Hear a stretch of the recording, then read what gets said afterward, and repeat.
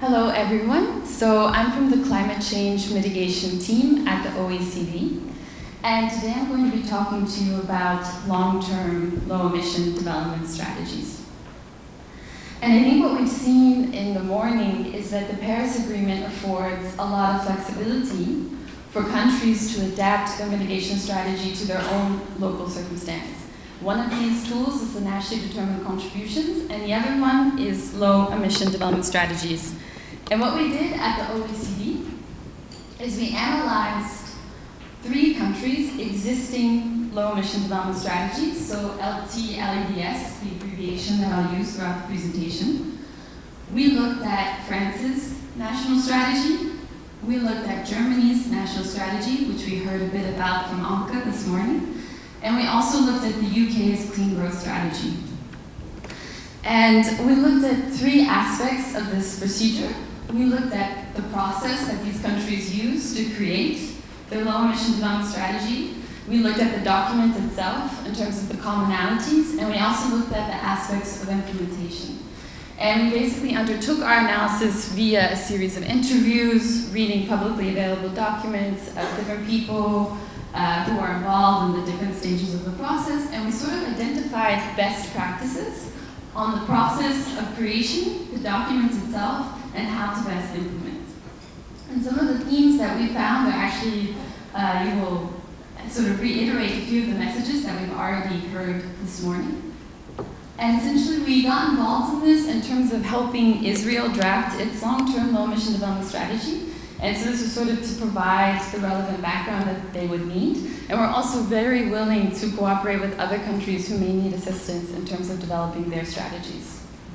So first, on the process, as the first stage, and sort of how you create the document in itself. So this is sort of an overarching slide of how the process can show political commitments, stakeholder engagements, long-term planning, and I'm perfectly willing to have any discussions with anyone on any of these features. For the time being, I'm just going to go into a few examples of what we found to make a sound process. First, in all 3 cases, there was endorsement from the highest level of government on the creation of the long-term low-emission development strategy. In UK, you had Theresa May, in Germany, you had Merkel, and then finally you had François Hollande in France. And essentially this provided a bit of credibility and legitimacy to the creation of the strategy itself. And then beyond that, they tasked a certain ministry with its development and controlling the process. So in France, that was the Ministry of Ecology, Sustainable Development and Energy. In Germany, it was the Ministry of Environment. And in the UK, it was the Department of Business, Energy and Industry. So in all cases, there was a clear authority who was in charge of the process of development. Second, what you have in the UK and in France is legal backing. And so in the UK, you have the Climate Change Act. Essentially, it sets carbon budgets, which we heard a bit about this morning. So carbon budgets is a certain amount that a country or the economy can emit within a given time period. So in the UK, they have certain carbon budgets, which are set 12 years in advance, which are legally binding. There's a similar approach taken in France with the Green Growth Transition Act, where they have sort of an economy-wide carbon budget set for the future, and this tends to align with their indices and other goals. And then they also have sectoral carbon budgets. What we found in our discussions with Germany is that they had a little bit of struggles in creating the process and creating the documents with other ministries. For example, the Ministry of Transport and the Ministry of Agriculture wasn't necessarily willing to work with them, and then eventually the Chancellor had to intervene. And so essentially this helps create some credibility and legitimacy to the creation of a strategy if you can have legal backing. We also heard from Anke this morning that now Germany is actually trying to pass a climate action law to set in stone their sectoral targets and their economy-wide targets. So if possible, this helps create, sort of grease the wheels of cooperation. Secondly, in terms of the 3 country strategies, they build on existing strategies in other departments. So this helps to create a bit of cohesion, and sort of you can benefit from the expertise of the other ministries and ensure that ministries don't have competing objectives. If the industry strategy is saying something completely different than the clean growth strategy, these are going to be competing in terms of policy. So the more cohesion that you can have between these different plans, the better it is for implementation. Now, the UK had an extremely interesting approach and serendipitous in the sense that they developed the industrial strategy at the same time as the clean growth strategy. So these truly are sister documents and complementary. It was a bit of an artifact of the way that they construct their ministry and that the business, industry, and energy department is all combined. But essentially, the industrial strategy has many points for where they want the economy to go, one of which is clean growth. Also, the clean growth strategy investigates what the effects will be on competition, on revenue, on jobs. And so there's a very much a close relationship between the two.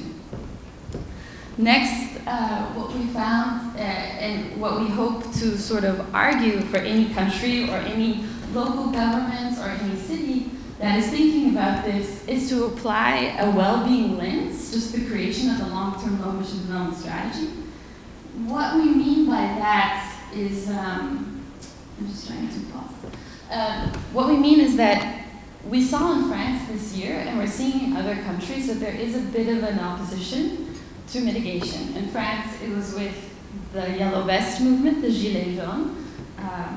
With the Gilets jaunes. And we think mitigation really cannot be treated in isolation of other goals and priorities in a country.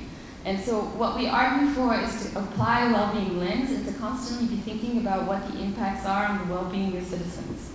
And so we have a report that is coming out in a month. It will be released at the UN Climate Summit. And what we do is for each of the sectors, we apply a well-being lens and we look at issues of how is the decarbonization of heavy industry going to affect competition? How is rising of energy prices going to affect the affordability of electricity? And so we investigate these different issues in this report, and we really think it's an opportunity to sort of create a future of an economy in a comprehensive and cohesive way, instead of sort of having these competing objectives. Next, we proceeded with the document. Again, these are a few of sort of the overarching best practices that we found. We'll be releasing our report in the fall, but again, I'll have my email at the end, and if you would like to discuss any of these, I'd be happy to. For right now, I'm going to talk about a few of the commonalities across documents.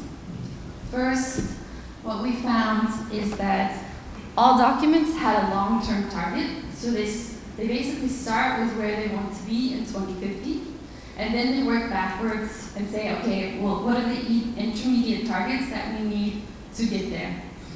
And so essentially you see there's similar ambition in all the countries. Then they have 2030 goals, 2020 goals. All of these are relative to 1990 levels, except for this one, which is relative to 2005 levels.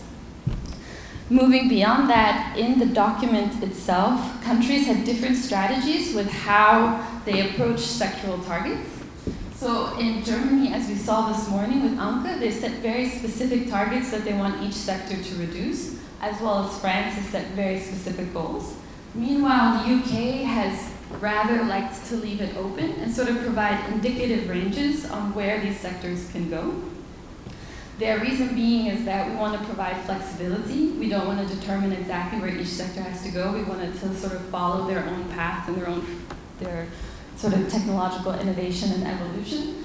And versus Germany and France, which is much more specific. And I think these two approaches are, one provides certainty and credibility about the path that's going to be taken in each of the sectors. Another one allows more flexibility to adaptation, and so depending on your country or local circumstance, it might change on which strategy works best for you.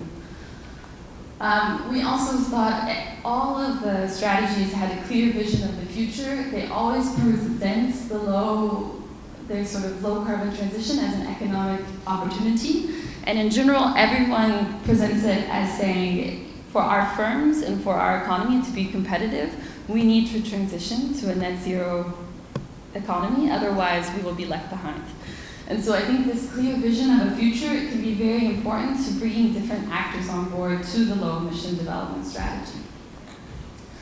Then again, in the document itself, there was always one pathway forward to 2030. So you saw that you have these intermediate targets, you have this vision of the future.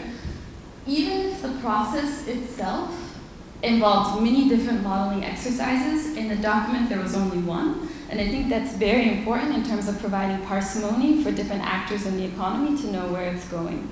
And this, for example, in France, was essentially a successful modeling exercise over many, many years and involved many, many different experts from different actors. And sort of this was the main one that was included in the document itself. Next, what we found in all documents was that there were indicators to track progress. And again, we saw two very different strategies. For example, the UK included one indicator in their low emission development strategy. It was the emissions intensity ratio.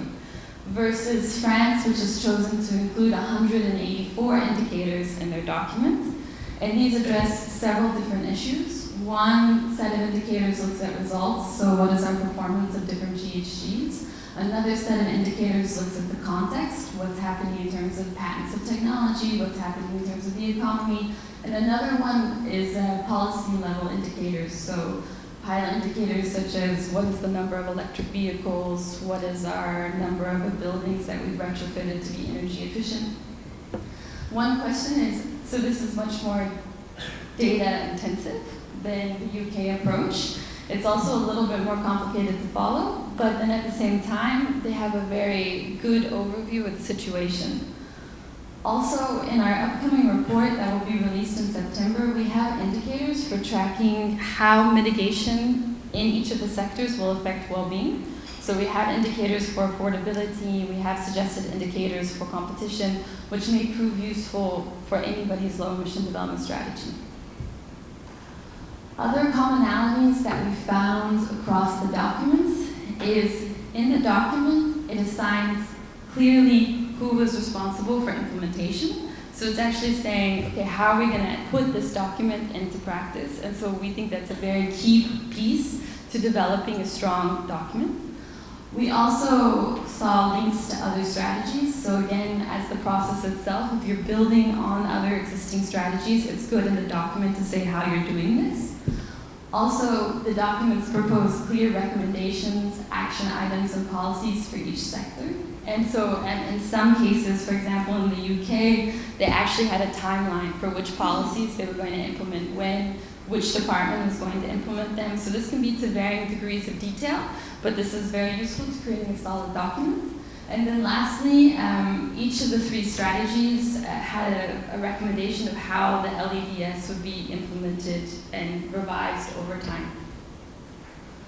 So lastly, with respect to implementation of the document. So this is sort of putting the document into practice, which is relatively new for many of them, but we did already identify some best practices.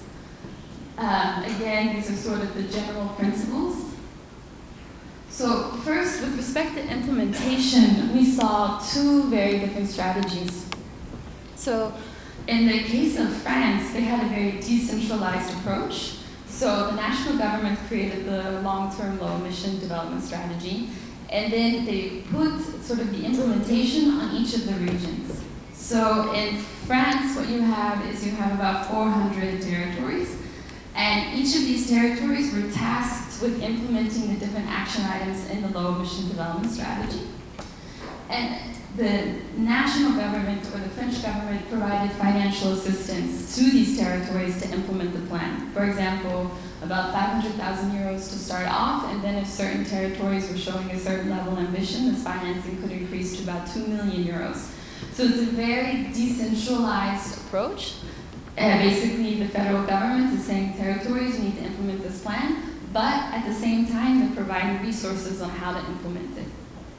In contrast, the UK has a very centralized responsibility. So they created a whole entire team in the business, energy, and industry department. Essentially, it's the Clean Growth and Carbon Budgets team. It's about 20 people whose day-to-day task is to follow the implementation of the low emission development strategy.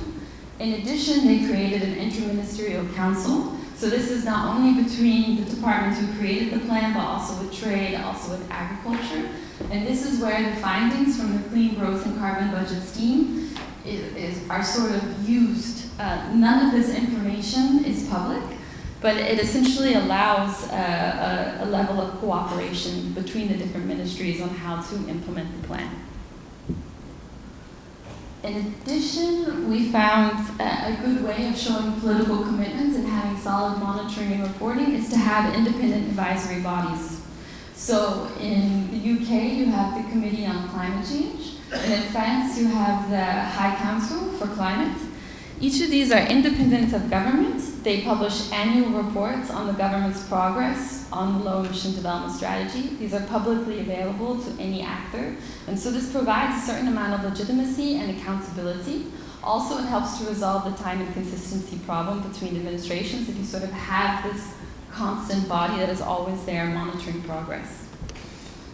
And then also, clearly one way to sort of have implementation of low emission development strategy is to have consequences for failure.